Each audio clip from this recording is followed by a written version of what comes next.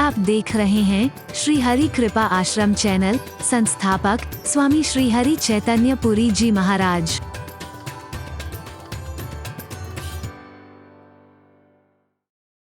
हरि बोल।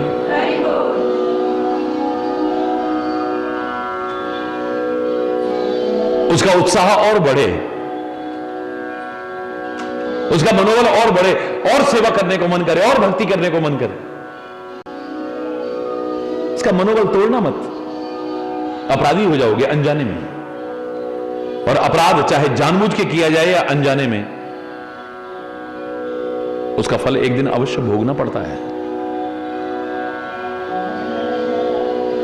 करते समय गलतियां हमें पता नहीं चलता है, जब गलतियों का फल भोगते हैं तब पता चलता है। हरि बोल।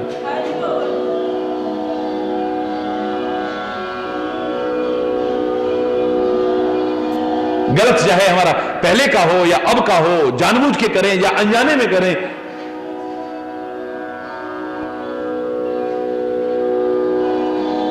बच नहीं सकते हैं उसका फल भोगने से। एक ही तरीका बचा सकता है, प्रभु से प्रार्थना करना कि अगर अनजाने में पहले हो चुका हो, जानबूझ के या अनजाने में, उसको तो क्षमा करना। और हम संकल्प लेते हैं कि अब जानबूझ के तो नहीं करेंगे, अनजाने में भी हमसे कोई गलती ना हो, इसके लिए आप कृपा करके हमारे विवेक को जागृत रखें। हमसे अनजाने में भी कोई गलती ना हो, भूल कर भी कोई भूल होना, इतनी शक्ति हमें देना दाता, मन का विश्वास कमजोर होना। हम चले नेक रास्ते पे, हमसे भूल कर भी कोई भूल हो, भूले से भी कोई भूल ना हो जाए। अगर सेवा का अवसर मिला है, दुनिया की निगाह में वो नीच होगा, अपवित्र होगा, इसकी छाया छूने में भी स्नान करना पड़ता होगा, लेकिन सारे अवधवासी प्रशंसा कर रहे हैं उसके सौभाग्य की। सारी माताएं प्रशंसा कर रही हैं, भरत शत्रुघ्न प्रशंसा कर रहे हैं, कितना सौभाग्यशाली है। राम ने इसे गले लगाया है, राम की सेवा का अवसर मिला है इसे। जब बार बार प्रशंसा सुनी है तो सुन निषाद निज भाग बढ़ाई। प्रशंसा पाकर के फूल मत जाना, और जिस मार्ग में अच्छे में चल रहे हो उसे भूल मत जाना। हरि बोल। अपने भाग्य की प्रशंसा, अपनी नहीं, अपने सौभाग्य की प्रशंसा सुनी है तो बड़ा प्रसन्न मन से इन सब को लेकर के चला है। सारे सेवकों को बुलाया, सारे सेवक भी स्वामी का रुख पाकर के आए, जगह जगह जगह पर निवास बना दिए तुरंत, जिससे लोग आराम से रह सकें। श्रृंगवेरपुर जब भरत ने देखा, सारा शरीर प्रेम के कारण शिथिल हो गया है, यानी आगे बढ़ने को मन नहीं कर रहा है।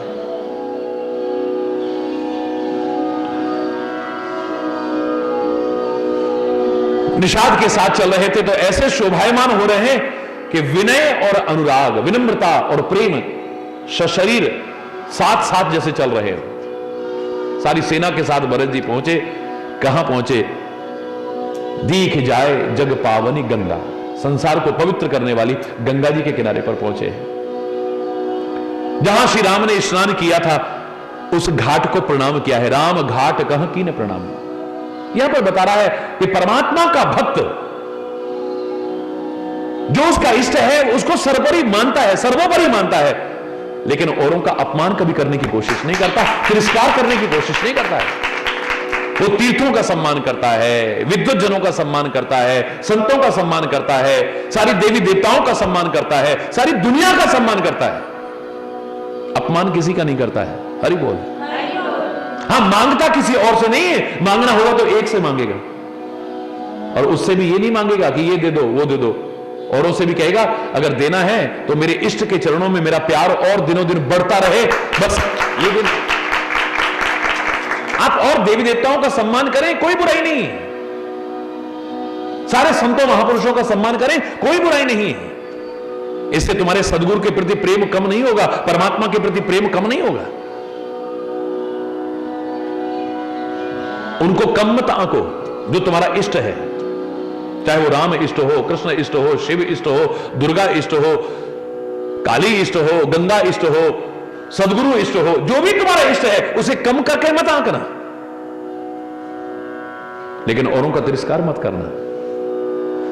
मन में भरोसा हो कि मुझे मिल सकता है तो इसकी चरण शरण से सब कुछ मिलता है, मुझे कुछ पाने के लिए कहीं और भटकने की आवश्यकता नहीं है। लेकिन ये जानने के बाद भी सबका सम्मान है, सबका, किसी का भी तिरस्कार करने की कोशिश नहीं कर रहे हैं। यहां तक कि अगर आपने धर्म भी अलग अलग मान रखे हो, अपने धर्म का सम्मान करना, लेकिन दूसरे के धर्म का निरादर करने की कोशिश मत करना। तीर्थों का भी सम्मान कर रहे हैं। ये नहीं कि अब तो हमें जब राम जी की शरण में सब कुछ मिल जाएगा तो अब हमें गंगा मैया का सम्मान करने की क्या आवश्यकता है, गंगा की भक्ति करने की क्या आवश्यकता है, गंगा की पूजा करने की क्या आवश्यकता है। हरि बोलना, ये मत सोचो। गंगा का सम्मान करके भी ना उससे यही कहना, हे गंगा मैया, बस तेरे से कुछ और नहीं मांगता, जो मेरे इष्ट है ना राम जी, उनके चरणों में मेरा प्यार दिनों दिनों और बढ़ता रहे, बस यही कहना।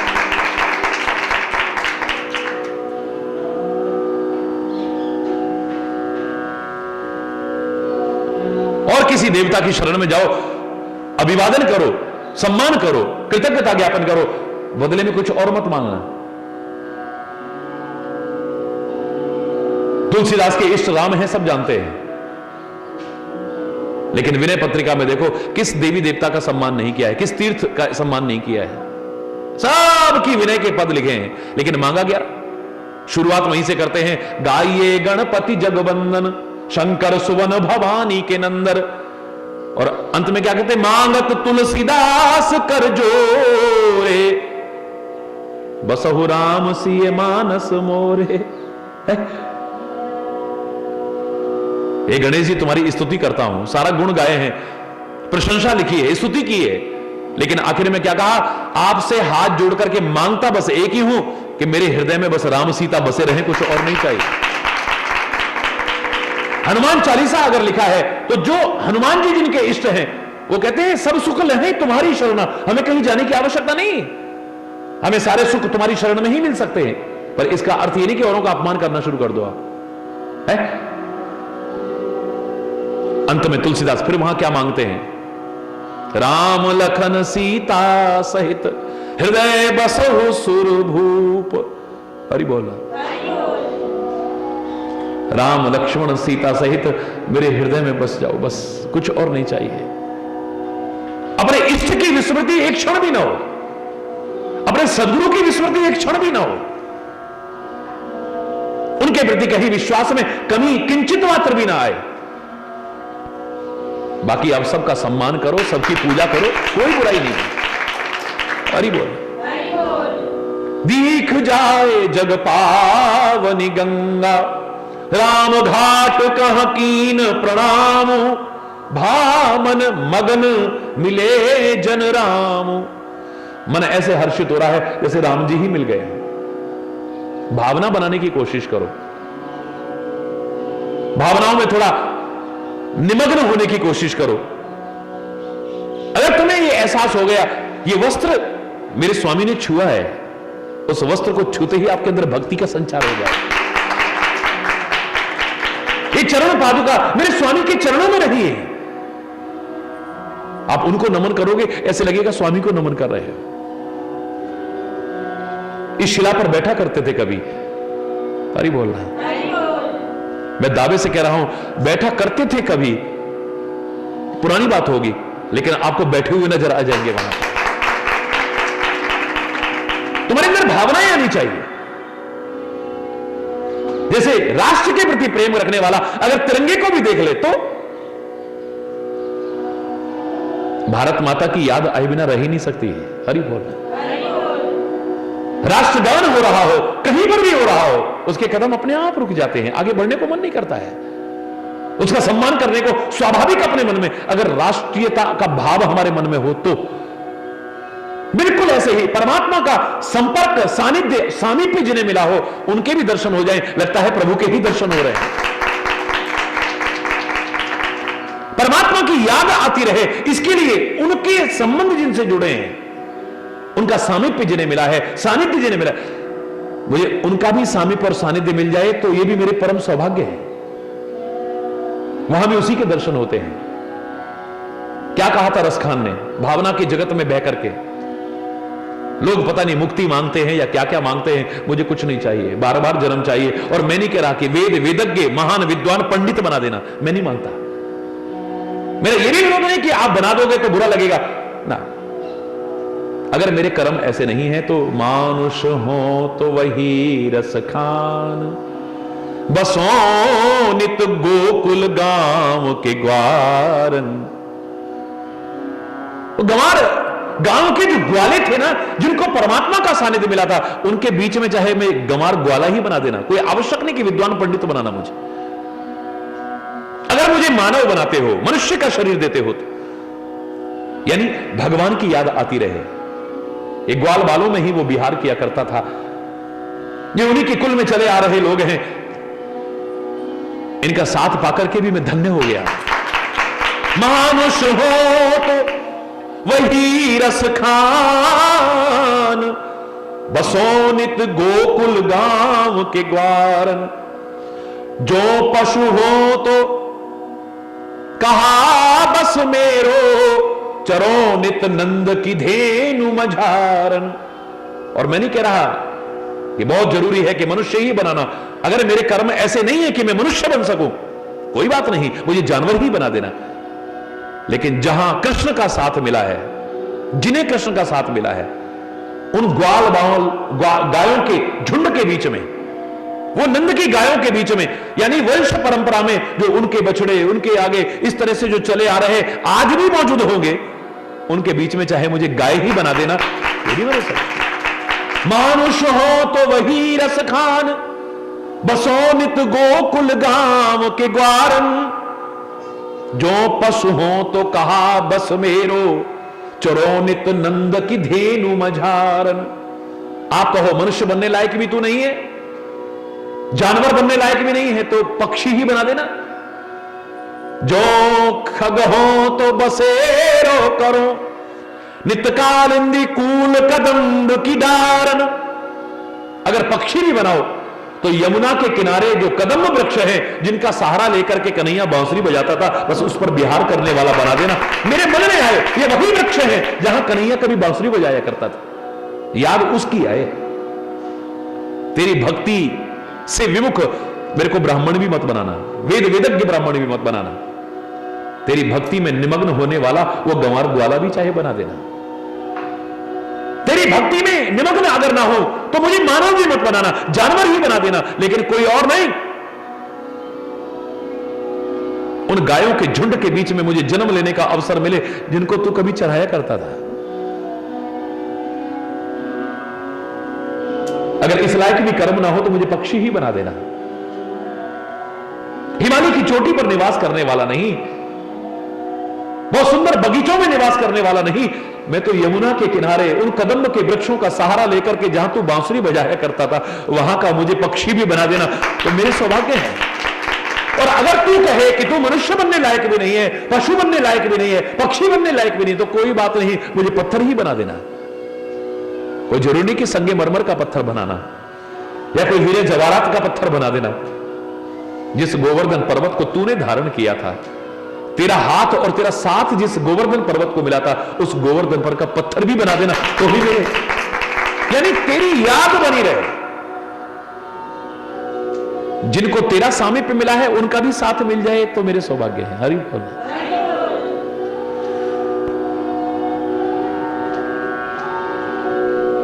मन में एक भावना आनी चाहिए। वो जगह है जहां राम स्नान कर, जहां उन्होंने स्नान किया है, उस समय तुम्हें वो जगह नजर नहीं आनी चाहिए। भाव जगत में ऐसे खो जाओ, स्नान किया था नहीं, राम स्नान करते हुए नजर आने चाहिए। हरि बोल। राम घाट कहां कीन प्रणाम, बिल्कुल उस तरह से प्रणाम किया है जैसे राम को प्रणाम कर रहे हैं। भा मन मगन मिले जन राम, ऐसे मगन हो गए हैं जैसे राम जी मिल गए हैं, यानी भाव में ऐसे खो गए, बस उसे लग रहा है कि वो स्नान कर रहे हैं यहीं पे है। हरि बोल। और भक्ति तो भाव प्रधान है, याद रखना। राम अतर्क बुद्धि मन बानी, अगर मन में भी कहीं तर्क ना आ गई बुद्धि में भी कहीं तर्क ना आ गई, वाणी में भी कहीं तर्क ना आ गई, बहस आ गई, तो तुम भक्ति से दूर हो जाओगे, प्यार से दूर हो जाओगे। कोई तर्कना नहीं है, कोई शंका नहीं है, कोई प्रश्न नहीं है, भाव ही भाव है, बस और कुछ नहीं। अगर भक्ति पथ पर आगे बढ़ना चाहते हो तो हरि बोल। करहि प्रणाम नगर नर नारी, मुदित ब्रह्ममय वारि निहारी।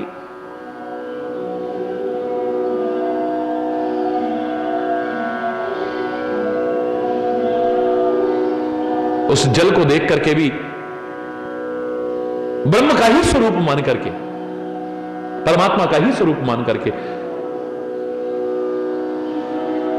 सारे नगर निवासी प्रणाम कर रहे हैं। मैं सच बता रहा हूं, तीर्थों पर जो गंदगी हो रही है, तीर्थों पर जो मर्यादा से विपरीत आचरण हो रहे हैं, तीर्थों के संरक्षण पर जो लोग ध्यान नहीं दे पा रहे हैं, अगर तुम भाव जगत में खो करके उस समय में खो जाओ, ये सारी समस्याओं का समाधान मिल जाएगा। फिर यमुना को गंदा नहीं करेंगे। ये वो यमुना है जहां कृष्ण ने लीलाएं की हैं। फिर कौन मन करेगा यमुना में गंदगी डालने का? ये वो वन है जहां पर कन्हैया विचरण किया करता था, फिर पेड़ काटने को मन नहीं करेगा। हरि बोल। अगर हम और पेड़ लगाएंगे तो इस वन में फिर कन्हैया विहार करे। हरि बोल। जोर से बोला। फिर गायों को सताने को मन नहीं करेगा, गायों को डंडा मारने को मन नहीं करेगा। इन गाय में क्या पता उनकी वंश परंपरा में कोई ऐसे हो जिससे कन्हैया का साथ मिला हो, उसके तो दर्शन करके भी अपने आप को धन्य मानेंगे। फिर गंदगी नहीं करेंगे तीर्थों पर, मर्यादा का उल्लंघन नहीं करेंगे तीर्थों पर, उनको नष्ट भ्रष्ट करने की कोशिश नहीं करेंगे तीर्थों को भी। हरि बोलना। फिर गंगा जी को गंदा करने की कोशिश नहीं करेंगे। फिर गंगा मैली नहीं होगी, साफ सुथरी हो जाएगी। हरि बोलना। ये परमात्मा का स्वरूप है, परमात्मा के चरणों से निकली है। कितने सौभाग्य हैं, परमात्मा के चरणों का चरणामृत मिल रहा है हमें। इसमें गंदे नाले नहीं डालने हैं, इसमें कूड़ा करकट नहीं डालना है। ये भाव आएगा हमारे मन में। उसके साथ जिनका भी संबंध जुड़ा है, आदमी सबका सम्मान करेगा। हां, ध्यान वहीं पर जाएगा, कहीं और नहीं। मुदित ब्रह्म में वारि निहारी, करम जन मांगहि कर जोरी। स्नान किया है, गंगा की सेवा की है, पूजा की है, सब कुछ किया है, लेकिन अब हाथ जोड़ करके कुछ मांग रहे हैं। हरि बोल।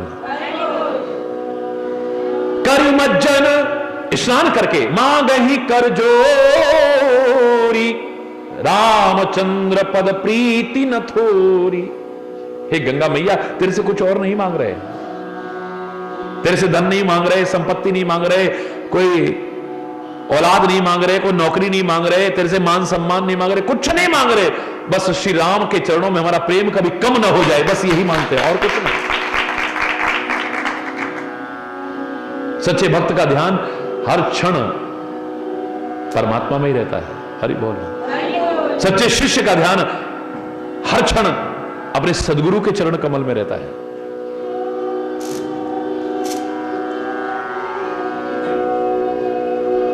और ऐसा व्यक्ति ही अपने जीवन को धन्य कर सकता है।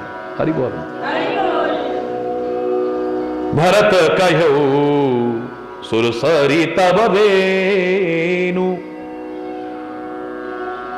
भरत जी कहते हैं, हे सुरसरी, हे देवनदी, हे मां गंगे, तेरे जो रेणु भी है ना, कण भी है, जो सकल सुख सुखद सेवक सुर धेनु, सब सुख देने वाले, एक एक कण तेरा सुख देने वाला है। और जो तेरी सेवा करते हैं, जो तेरी भक्ति करते हैं, जो तेरे को अपना इष्ट मानते हैं, गंगा मैया के ही आराधक हैं, जो उनके लिए कल्प वृक्ष है, ये कामधेनु है, हर कामना को पूरी करने वाली है।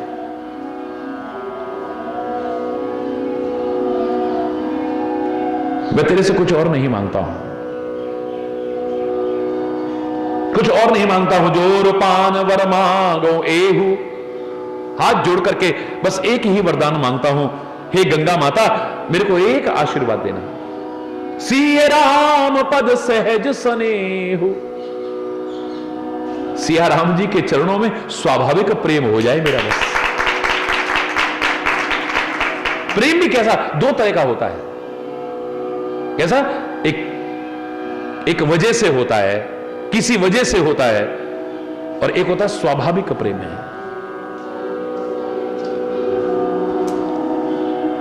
अगर कभी वो वजह खत्म हो गई तो प्रेम भी खत्म हो जाएगा। हरि बोल। जो किसी वजह से उत्पन्न होता है एक स्वाभाविक है। सुख हो, दुख हो, हानि हो, लाभ हो, यश हो, अपयश हो, अनुकूलता हो, प्रतिकूलता हो, जीवन कहां चल रहा है यह महत्वपूर्ण नहीं है, लेकिन प्रेम कम नहीं हो रहा। किसी वजह से नहीं है कि मेरी कोई कामना पूरी हो गई, मेरे अंदर बड़ा प्यार उमड़ रहा है, मेरे मन के अनुकूल हो गया, मेरे को बड़ा प्यार उमड़ रहा है, मेरी हर इच्छा पूरी हो रही है, बड़ा प्यार उमड़ रहा है, मेरा हर काम बनता जा रहा है, बड़ा प्यार है। ऐसा हमारे पर तो गुरु महाराज की बड़ी कृपा है जी। देखो हमारे तो बच्चों की नौकरियां भी लगी, बड़ी गुरु महाराज की कृपा है। हमारा तो बिजनेस भी पहले नहीं चलता था, ठीक चला, हमारे पर बड़ी गुरु महाराज की कृपा है। प्रेम भी है, भक्ति भी है। हमारी तो बेटियों के बड़े अच्छे घरों में शादी हुई, बड़ी गुरु महाराज की कृपा है। एक काम कोई ना बना तो प्रेम कब खत्म हो जाएगा पता ही नहीं चलेगा। इन वजह से जो प्रेम है, ये वजह किसी दिन ना रही तो देखा, इतनी गुरु की सेवा करी हमने, इतनी गुरु की भक्ति करी, जवान बेटा हमारा, जवान बेटा हमारा, हरि बोलना, पता ही नहीं चला। गुरु का नाम लेकर के भी, गुरु का नाम सुन करके भी आंखों में आंसू आते थे। आज इतना दिल कठोर हो गया है कि गुरु का स्मरण करने को भी मन नहीं कर रहा है। हर कामना पूरी हो गई, वाह हमारे पर तो भगवान की बड़ी कृपा है, हमारे पर तो भगवान की बड़ी कृपा है, बड़ा गाया। और जिस दिन जरा हमारे मन के विपरीत हुआ, जरा स्वार्थ पूरा ना हुआ, जरा कोई कामना पूरी ना हुई तो हरि बोलना। बिल्कुल ठीक, प्रेम भी एक परिस्थिति जन्य होता है और एक स्वाभाविक प्रेम होता है। वैराग्य भी एक परिस्थिति जन्य वैराग्य होता है, एक स्वाभाविक वैराग्य होता है, किसी वजह से नहीं है। मन में वैराग्य है, भोग विलास विलासताएं,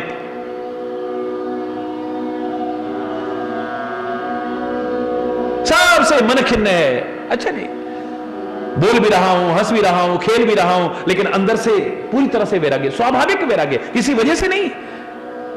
चैतन्य महाप्रभु का स्वाभाविक वैराग्य था। कोई दुख सुख की वजह से, हानि लाभ की वजह से, जीवन मृत्यु की वजह से, किसी वजह से वैराग्य नहीं हुआ था। किसी वजह से जो वैराग्य होता है वो कब खत्म हो जाएगा कोई पता नहीं चलता। हरि बोल। आज बिजनेस में नुकसान हो गया, बस अब तो सब हमारा बर्बाद हो गया, चलो इससे तो अच्छा है भगवान का भजन करेंगे, चल दिए गंगा किनारे।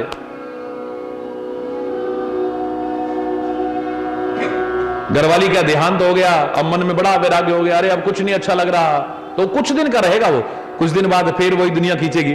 हरि बोलना, जोर से बोलना।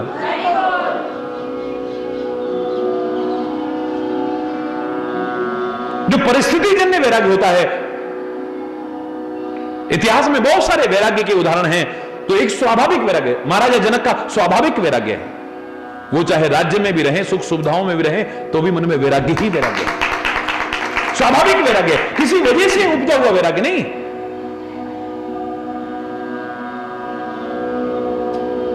ये वजह हुई तब वैराग्य हो गया और सब दुनिया से मन खिन्न हो गया है, नहीं। राजा भर्तरी का परिस्थिति जन्य वैराग्य है। पत्नी की दुष्चरित्रता देखी और मन में वैराग्य हो गया, अरे सब बेकार है, धिक्कार है उसको, धिक्कार है मुझको, धिक्कार है इसको, सब दुनिया से अजीब सा वैराग्य हो गया है। जैसे वैराग्य स्वाभाविक होता है, परिस्थिति जन्य होता है, स्वाभाविक कहीं श्रेष्ठ है। धिक्कार है उसको जो परिस्थितियों के कारण भी पैदा नहीं हो रहा है जिसके मन में, ये अलग बात है। ऐसे ही प्रेम भी एक स्वाभाविक है, एक परिस्थिति जन्य है। किसी कामना की पूर्ति पर मन में प्यार उमड़ आया, हम तो जब से वहां जाने लगे हमारा हर काम जय हो जय हो जय हो जय हो, और जिस दिन काम ना बना, अरे सब ऐसे ही, अरे बोल, फिर हमारे साथ ऐसा, फिर हमारे साथ ऐसा, फिर हमारे साथ ऐसा हो गया। वो कहते हैं चाहे मेरा प्रेम कैसा भी था, लेकिन आज तो गंगा मैया तेरे से मांग रहा हूं, कुछ और नहीं। सिया राम पद सहज सने हो, सिया राम जी के चरणों में स्वाभाविक प्रेम उत्पन्न हो जाए, कुछ और नहीं चाहिए। हरि बोल।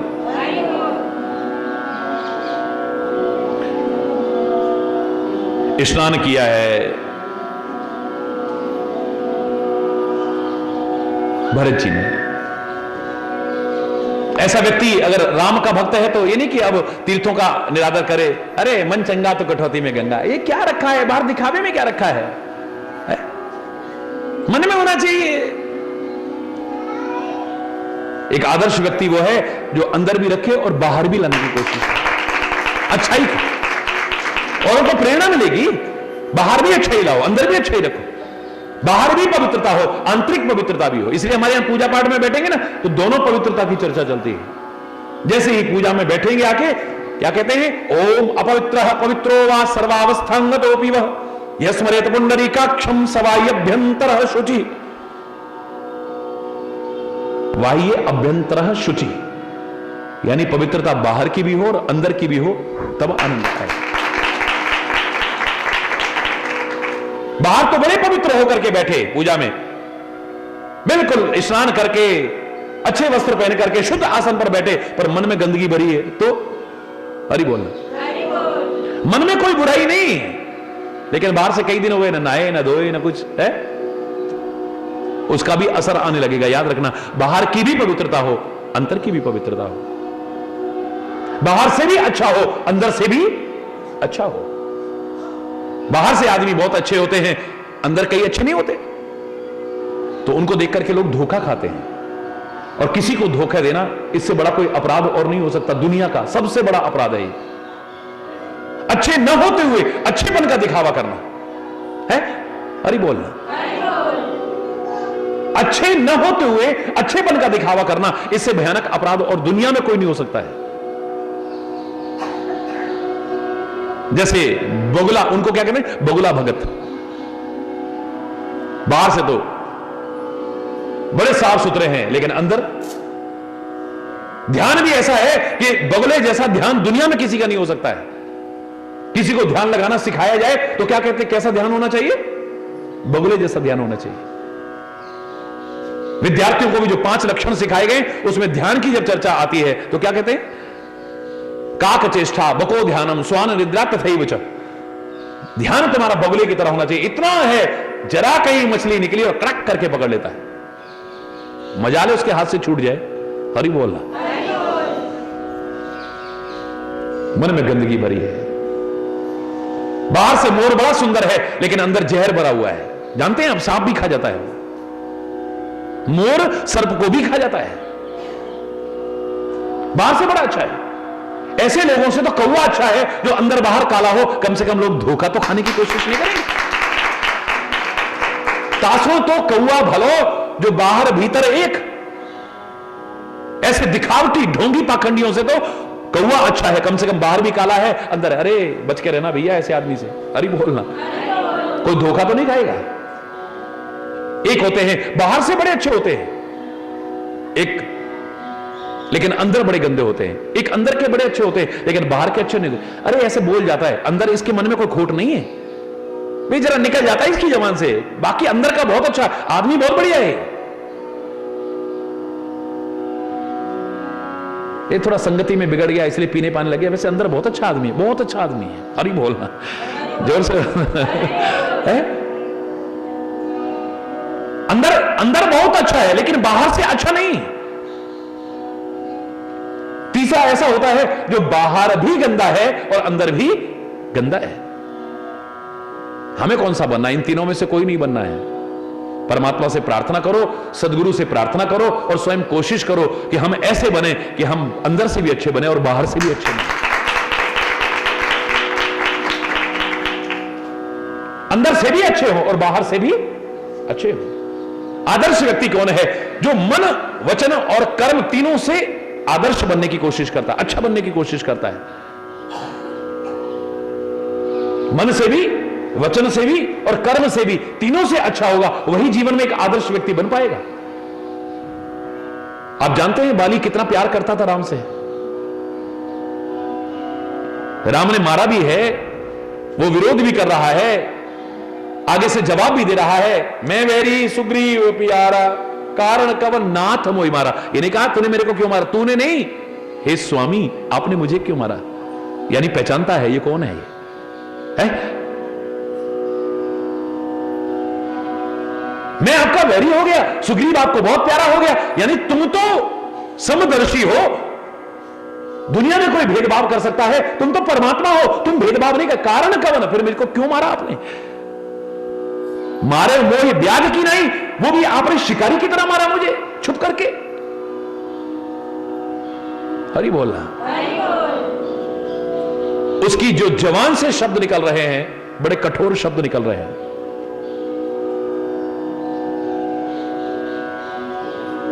लेकिन ऐसा नहीं कि वो जानता नहीं सामने कौन खड़ा है। अगर न जानता होता तो अंत में भगवान ने क्या कहा था, हे बाली तुम घबराओ मत, तुम अगर कहते हो मैं तुम्हें वरदान देता हूं कि तुम हमेशा के लिए अजर अमर हो जाओगे, अचल कर हो तन राखो ताता, मैं तुम्हें अचल कर देता हूं, कभी भी चलायमान नहीं होगा तुम्हारा शरीर। क्या कहा था बाली ने, अरे प्रभु क्यों शर्मिंदा करते हैं, जन्म जन्म मुनि जतन कराही, अंतराम कही आवत नाई, सोई ममलोचन गोचर आगे। जन्म जन्म मुनि यत्न करते हैं, अंत समय में राम कहां है या राम का नाम उनकी जबान से नहीं निकलता है। आज वही राम मेरे सामने खड़ा है और मैं प्राणों को त्याग रहा हूं। राम का नाम अंत समय लेकर के कोई अगर प्राण त्याग दे, उसकी सुंदर गति होती है, और जिसके सामने राम खड़ा हो है, बहुर की प्रभु अस बन ही बनावा। पता नहीं ऐसा मौका फिर कभी मिलेगा कि नहीं। मैंने तो इतना ही सुना है, जन्म कहां होना था ये अब हमारे हाथ में नहीं है। गरीब घर में, अमीर घर में, भक्त घर में, दुष्ट घर में, हिंदुस्तान में, पाकिस्तान में, अमेरिका में, जन्म हमारा कहां होना था ये अब हमारे हाथ में कुछ हो गया? बोलो ना, कुछ कर सकते हैं हम? जन्म हमारा जहां होना था, जब होना था, जिस घर में होना था, हो गया। उस हमारे हाथ में कुछ नहीं कर सकते हैं, लेकिन संवार सकते हैं तो अपनी मृत्यु को संवार सकते हैं। आज अपनी मृत्यु को संवारने का मौका मिला है, अपनी जिंदगी संवारने का। परमात्मा सामने खड़े हो और मैं प्राण त्याग के, बहुर की प्रभु अस बन ही बनावा। ए परमात्मा, ऐसा मौका फिर कभी मिलेगा? ना ना ना, मुझे जीवन नहीं चाहिए, ऐसी मौत तो जीवन से भी श्रेष्ठ है। वो बाली बहस कर रहा है, हरि बोलना। दिल में क्या है और जवान पे क्या है देख लो, हरि बोलना, जोर से बोलो ना। तुलसीदास कहे बिना नहीं रहा है, हृदय प्रीति मुख वचन कठोरा, बोला चितई राम की ओरा। हृदय में बड़ा प्यार है, अपार प्यार है राम के लिए। मुख वचन कठोरा, लेकिन मुख से कठोर वचन कह रहा है। हृदय में प्यार है लेकिन जवान कठोर शब्द बोल रही है। आदर्श नहीं बन पाया, वो बन पाया? बोलो ना, बाली आदर्श व्यक्ति बन पाया? क्यों नहीं बन पाया? आदर्श वही बनेगा जो मन से भी अच्छा हो, वचन से भी अच्छा हो और कर्म से भी अच्छा हो। बोलिए।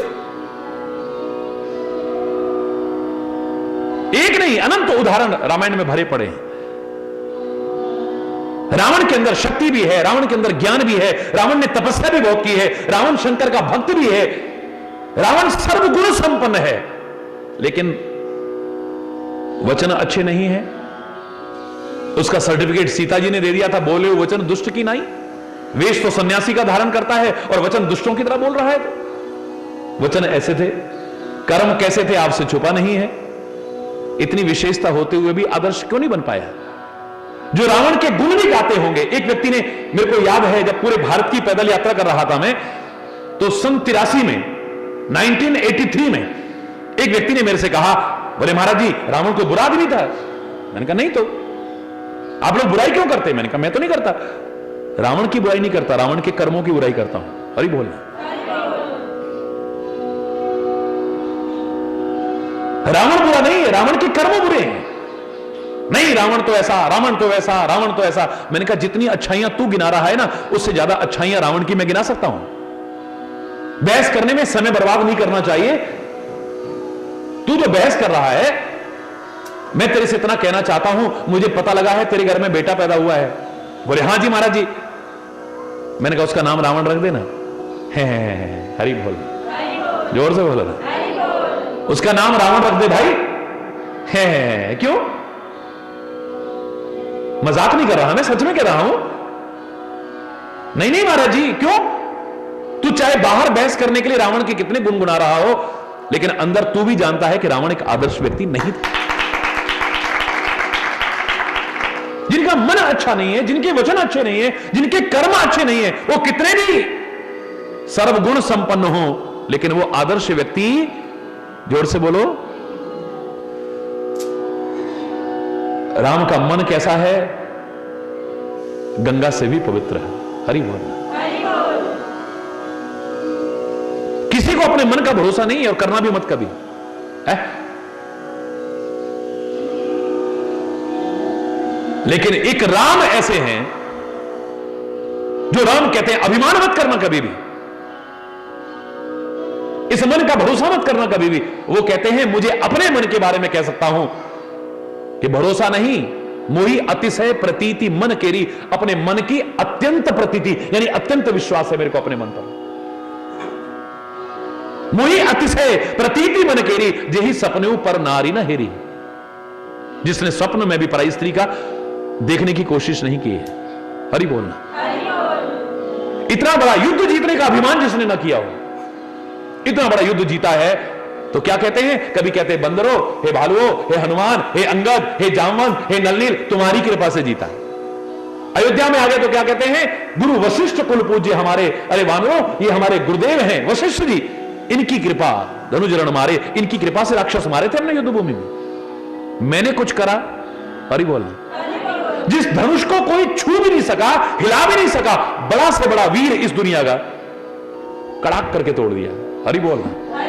कब उठाया, कब चढ़ाया, कब टूटा, पता ही नहीं चला है। काहू न लखा देख सब ठाड़े, उठाते हुए, खींचते हुए और तोड़ते हुए किसी ने देखा भी नहीं, सब देखते देखते रह गए। मजाक मजाक में तोड़ दिया। कितना बड़ा काम कर रहा था, कितना बड़ा काम। इतना बड़ा काम करके भी अभिमान नहीं आया। जब उन्होंने कहा कि तुम्हें अभिमान हो गया है शिव धनुष को तोड़ करके, कहते नहीं छूहत ही टूट पिनाक पुराना, मैं के ही भांति करूं अभिमाना। राम जी कहते हैं हे परशुराम जी, मैं अभिमान किस बात पे करूं? कुछ बड़ा काम करा हो तो, अरे इतना बड़ा धनुष तोड़ा है, शायद इसलिए तेरे को अभिमान आ गया है। बोले इतना बड़ा कहां, इतना पुराना था, मैंने तो खाली छुआ था, वैसे टूट गया। हरि बोल। कितने बड़े बड़े काम करके भी जिसने अभिमान नहीं किया है, वो आज अभिमान पूर्वक कह रहा है। अभिमान हो तो ऐसा हो, या तो अभिमान हो तो ऐसा जैसे अयोध्या के लोग करते हैं कि अस अभिमान जाए जन भोरे। ऐसा अभिमान तो हमारे दिल से कभी भी ना जाए कि सेवक हम रघुपति पति बोरे। राम जैसे हमारे स्वामी हैं और हम उनके सेवक हैं।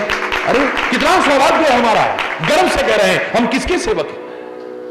हरि बोल।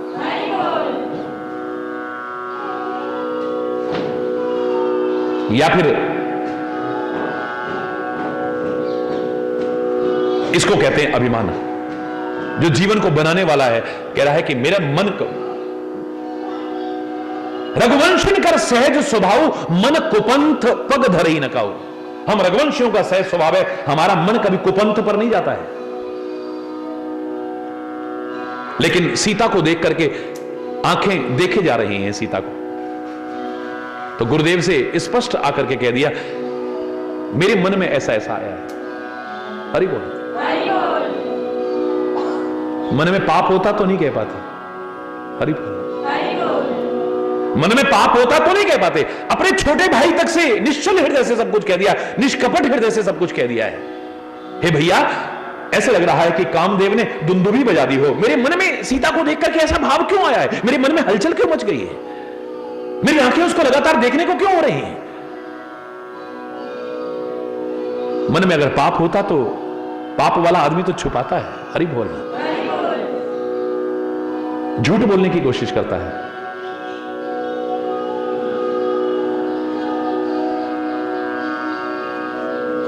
हरि बोल। मन ऐसा है, गंगा भी इतनी पवित्र नहीं जितना कि राम का मन पवित्र है। वचन कितने पवित्र हैं, वचन निकलते हैं तो ऐसा लग रहा है अमृत बरस रहा है।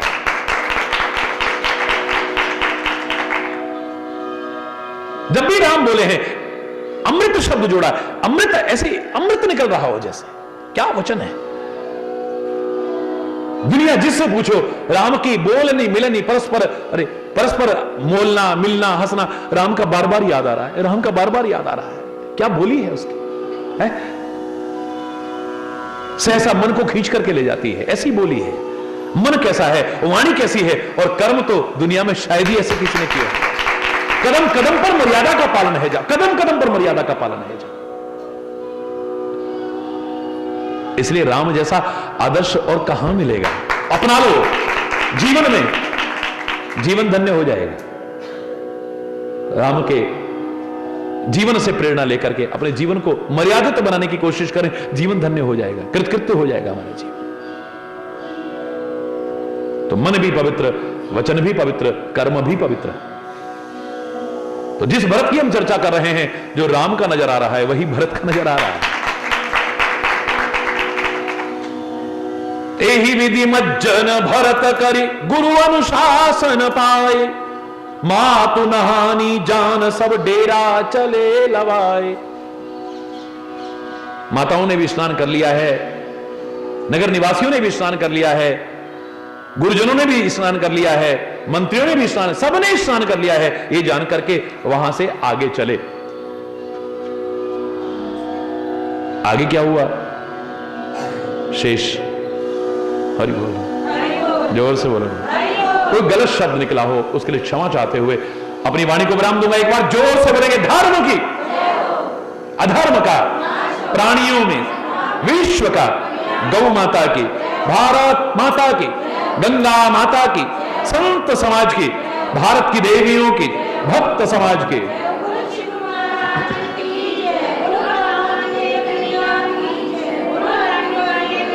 बोलो वृंदावन बिहारी लाल की जय।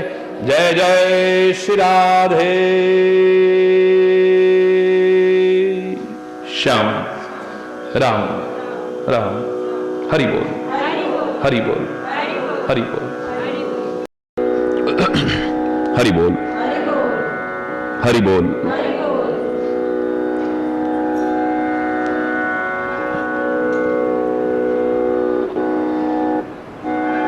जहां तहां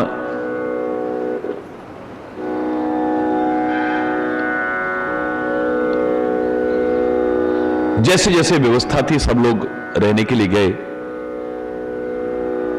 भरत शोध सब ही कर कीना।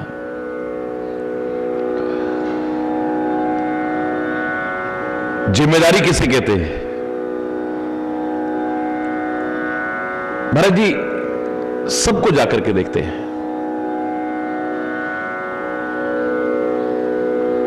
सब लोग हैं और सकुशल हैं।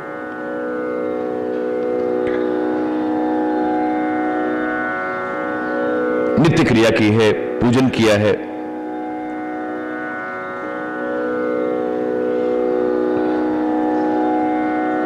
गुरु चरणों की सेवा की है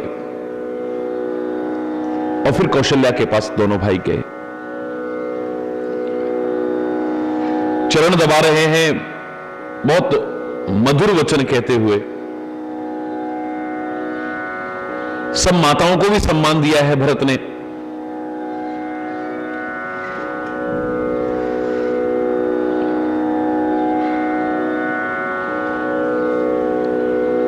भाई को मां की सेवा में फिर सौंप करके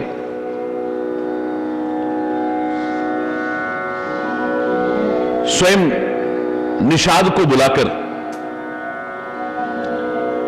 उसके हाथ में हाथ डालकर अत्यंत प्रेम के साथ प्रार्थना करने लगे कि हे निषादराज, मुझे वो जगह दिखाओ जहां श्री राम रुके थे।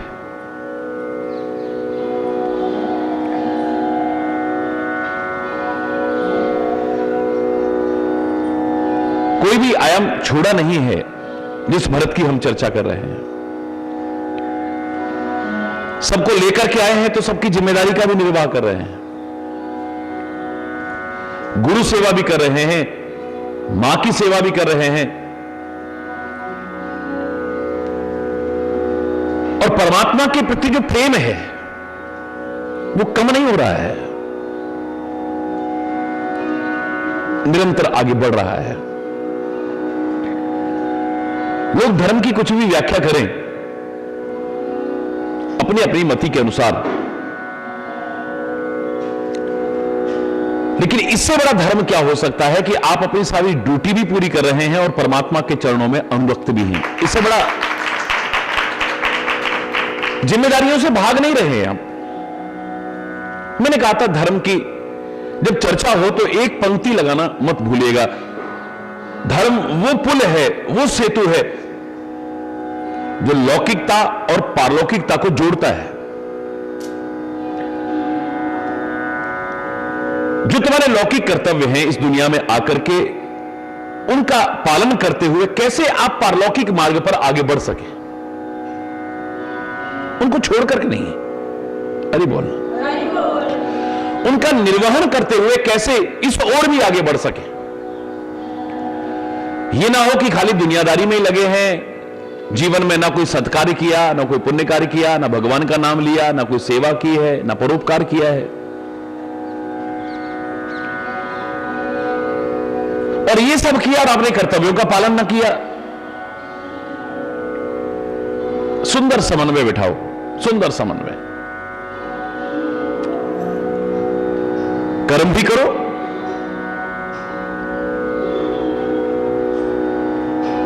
विचार पूर्वक कर्म करो, और हृदय से परमात्मा का नाम लेकर के कर्म करो। बहुत आनंद आएगा। सुंदर समन्वय। भरत के जीवन में साक्षात त्रिवेणी बह रही है, कर्म, भक्ति और ज्ञान की। कर्म से विमुख नहीं है। कह रहा है वो कर्म धर्म सब जल जाए जो भगवान से परे करे। भगवान से परे भी नहीं हो रहा है और कर्म धर्म भी कर रहा है। अरे बोलना, हे निषादराज, अब मुझे वो जगह दिखाओ, मैं अपने नेत्रों को भी शीतल करूं और मेरे हृदय में जो ताप है वो भी शांत हो जाए। राम, सीता और लक्ष्मण जहां रात्रि में शयन किए थे वो जगह दिखाओ मेरे को। आंखों से आंसू बह रहे हैं। भक्त का हृदय कठोर नहीं हो सकता है, याद रखना, क्योंकि परमात्मा कठोर हृदय में निवास नहीं करेंगे, कोमल हृदय में निवास करेंगे। जहां कठोरता है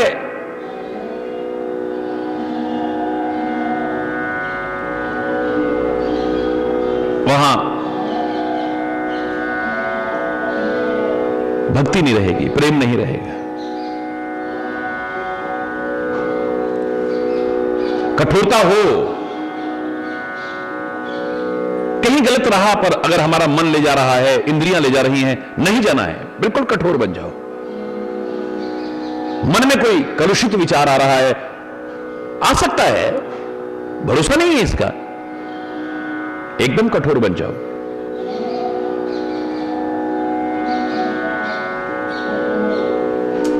हृदय कठोर ना हो, हमारा भाव हमारे कठोर ना हो।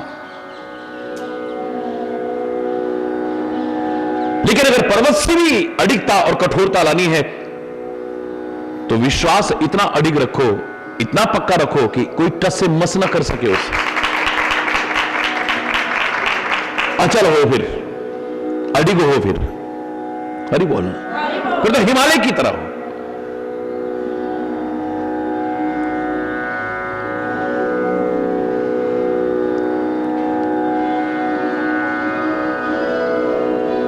परमात्मा ने वैसे भी हमारे हृदय को कठोर बनाया नहीं है। मैंने कहा था आप संस्कृति परिपूर्ण जीवन जियो। संस्कृति परिपूर्ण जीवन न जी सको तो कम से कम प्रकृति परिपूर्ण जीवन जी लो, और प्रकृति परिपूर्ण जीवन न जी सको कम से कम विकृति परिपूर्ण जीवन मत जियो। ये तीन में ही व्यक्ति जीवन जीता है, या प्रकृति परिपूर्ण जीता है, या विकृति परिपूर्ण जीता है, या संस्कृति परिपूर्ण जीता है। किसी के जीवन को देखेंगे तो प्रकृति के दर्शन होते हैं, किसी के जीवन को देखेंगे तो विकृति के दर्शन होते हैं, और किसी के जीवन को देखो तो संस्कृति के दर्शन होते हैं।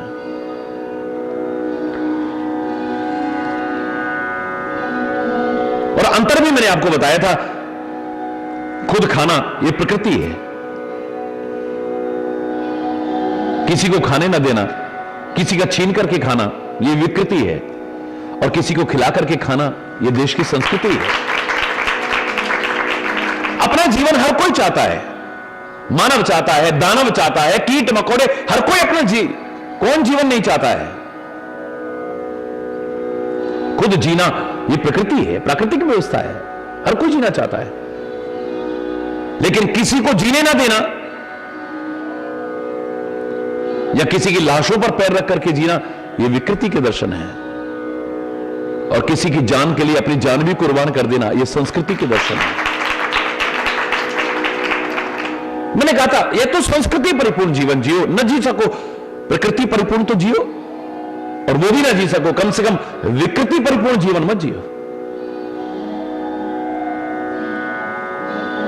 तो प्राकृतिक व्यवस्था को भंग करने की कोशिश मत करो, प्रकृति के नियमों की अवहेलना करने की कोशिश मत करो, प्रकृति को विकृत करने की या छेड़छाड़ करने की कोशिश मत करो। बाहर भी अंदर भी, हमारे जीवन की व्यवस्था में भी प्रकृति ने, मैंने अनेक बातों में एक बात यह भी कही थी कि 3 अंग ऐसे हमारे हैं जहां प्रकृति ने कठोरता का विधान नहीं किया है। हमारी जवान में हड्डी नहीं दी है, हरि बोलना। जमीन जवान अकड़ती है, कठोर हो जाती है, लेकिन जब आदमी की मृत्यु होती है तब कठोरता नहीं। हमारी जवान में परमात्मा ने हड्डी नहीं दी है, यानी कठोरता का विधान नहीं किया है। तो इस जवान से कठोर और कटु शब्द बोलने की कोशिश मत करो। कोमलता हो तुम्हारी जवान में, मृदुलता हो तुम्हारी जवान में। तुम्हारी जवान में भी हड्डी नहीं दी है परमात्मा ने, तुम्हारे हृदय में भी हड्डी नहीं दी है, यानी हृदय में भी कठोरता ना हो, कोमल भाव हो, दिव्य भाव हो, मधुर भाव हो। ना तो हमारी जवान में हड्डी है, ना हमारे दिल में हड्डी है, और ना हमारे मस्तिष्क में हड्डी है। यह प्राकृतिक व्यवस्था है कि हमारे मस्तिष्क में भी, हमारे दिमाग में भी कोई हड्डी नहीं है, यानी दिमाग में भी कठोर चिंतन नहीं आना चाहिए। वेरी बोल, जोर से बोला।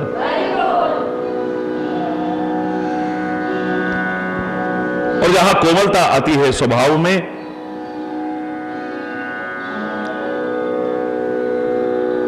जब तब आंखें बरस पड़ती हैं, दुख में नहीं, किसी को दुख में देखकर या प्रेम के कारण। अपने लिए सारी दुनिया रोती है, सारी जिंदगी रोती है, और रोने का भी इतना शौक है। मैंने कहा था किसी को दुखी देखो तब रो पड़ो, या परमात्मा के प्यार में रो, बाकी कुछ और हो जाए।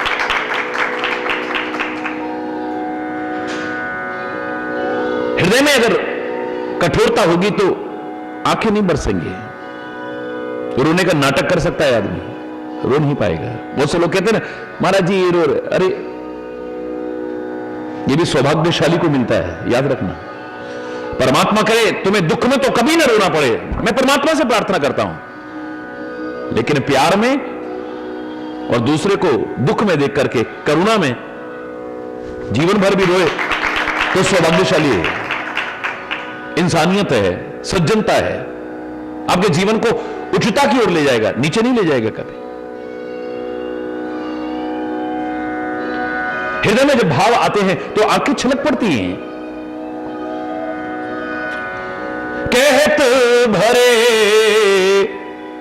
जल लो लोचन कोय। आंखों में जल भर करके कहते हैं, जरा वो जगह तो दिखाओ जहां राम, सीता और लक्ष्मण रात को सोए थे। भरत के हृदय में फिर विषाद, निषाद के हृदय में फिर विषाद हो गया है। वहां लेकर के गया जहां सिंसुपा के तट पर भगवान श्री राम ने विश्राम किया था, और बड़े स्नेह और आदर के साथ भरत वहां प्रणाम करते हैं। भक्ति भाव प्रधान है, मैं फिर कह रहा हूं, तर्क प्रधान नहीं है, भावनाओं का खेल है। और भाव जगत में जितना ऊंचे उठते जाओगे, भक्ति पथ में उतना ऊंचे उठोगे, उतने ही परमात्मा के करीब अनुभव करोगे अपने आप को। तर्कना में मत खो, संदेह में मत। भाव जगत को जितना ऊंचा उठाते जाओगे, ऊंचा उठाते जाओगे, सृष्टि का कण कण तुमसे बात करने को तैयार हो जाएगा, क्योंकि सृष्टि के कण कण में मेरा परमात्मा बसा हुआ है। तुम्हारा भाव जगत इतना ऊंचा हो तो तुम्हारे लिए खंबे से प्रकट हो सकता है वो। हरि बोल, जैसे प्रहलाद के लिए हुआ है। तुम्हारा भाव जगत इतना ऊंचा हो तो बट्टे में से प्रकट हो सकता है, जैसे धन्ना जाट के लिए हुआ है। तुम्हारा भाव जगत इतना ऊंचा हो तो मूर्ति में से भी प्रकट हो सकता है।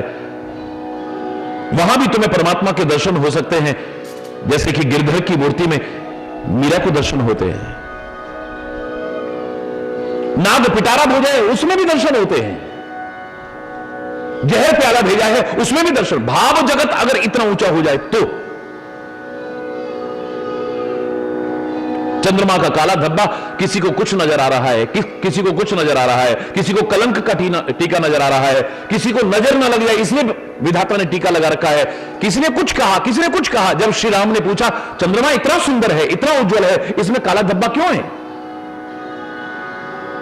लेकिन हनुमान का भाव जगत कितना ऊंचा है, वो कहता है, ए परमात्मा, जैसे आपका भक्त और प्रेमी होने के नाते आपकी सांवली मूर्ति मैंने अपने हृदय में विराजमान कर रखी है। मुझे लगता है चंद्रमा भी आपका सेवक है, इसने भी आपकी सांवली मूर्ति अपने हृदय में विराजमान कर रखी, कुछ और नहीं।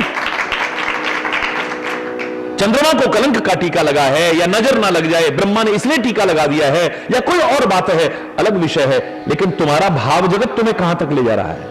हरि बोल,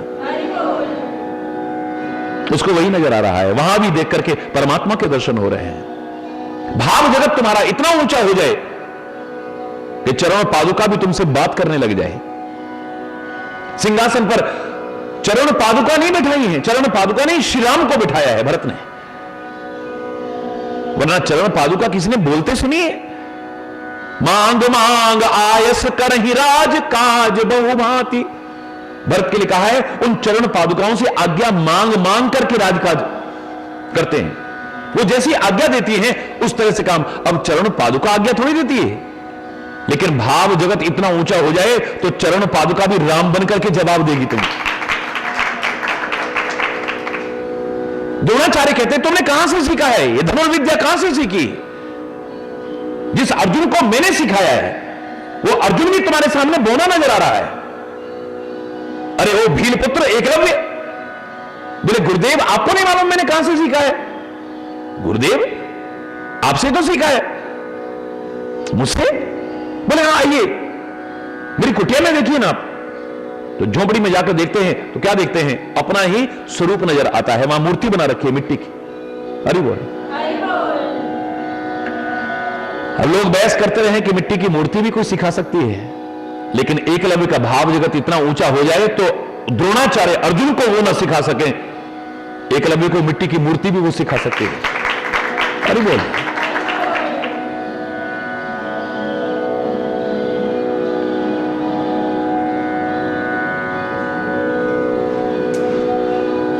जब परमात्मा से संबंधित किसी भी स्थल के दर्शन करो, किसी भी वस्तु पदार्थ के दर्शन करो, तो उस समय खाली उनके दर्शन नहीं होने चाहिए, परमात्मा के दर्शन होने चाहिए। सदगुरु से संबंधित जब किसी भी चीज के दर्शन करो तो आपको उस चीज के नहीं, उसमें भी परमात्मा गुरु सदगुरुदेव भगवान के दर्शन होने चाहिए। किसी महापुरुष से संबंधित किसी स्थल के दर्शन करो तो आपको वहां पर दर्शन होने चाहिए। भाव जगत इतना ऊंचा हो, खो जाओ वहां पे। हरि बोल। खाली अपनी कमियां छुपाने के लिए नहीं, जहां विकृति परिपूर्ण लोग जीवन जीते वहां उसके साथ गलत व्यवहार क्यों किया? हमें तो वहां भी वही नजर आ रहे थे। भाव जगत इतना ऊंचा हो ना तो शुकर भी फिर शुकर नजर ही आता है, वहां पर भी परमात्मा नजर आते हैं। कीचड़ में कीचड़ नजर नहीं आता, वहां भी परमात्मा नजर आते हैं। खाली जो तुम्हारी आंखों को अच्छा लगा वहीं पर फिर गुरु के दर्शन नहीं, भगवान के दर्शन नहीं। फिर तुम कुत्ते को भी डंडा नहीं मारोगे, तुम्हें तो फिर वहां भी दर्शन होने चाहिए।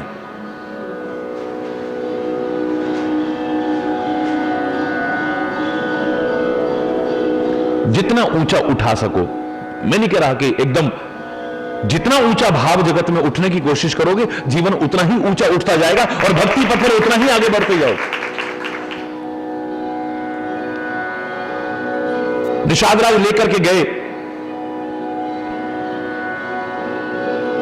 बड़े आदर और स्नेह के साथ प्रणाम किया है भरत जी ने, दंडवत प्रणाम किया है। दंडवत प्रणाम का तात्पर्य होता है समर्पण।